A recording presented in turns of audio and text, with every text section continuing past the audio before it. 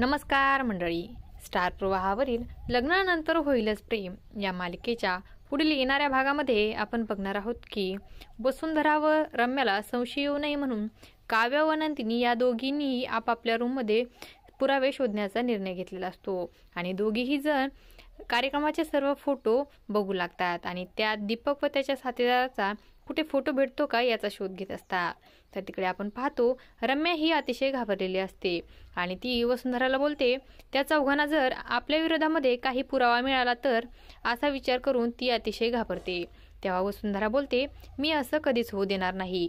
आणि त्याच वेळेस आपण पाहतो पिऊची आई त्या ठिकाणी फोटो घेऊन येते आणि दाखवते आणि तो फोटो पाहिल्यानंतर रम्या व वसुंधरा दोघीही आनंदित होतात कारण तो दीपक व त्याच्या साथीदाराचा पुराव्याचा फोटो असतो आणि लगेच वसुंधरा तो फोटो जाळू लागते.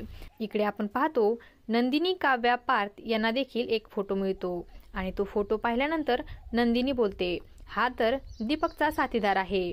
आणि तेव्हा काव्या बोलते ह्या व्यक्तीला मी आणि पार्थ आम्ही दोघेही जण ओळखतो. आणि तेव्हा नंदिनी आश्चर्यचकित होऊन काव्याकडे पाहू लागते.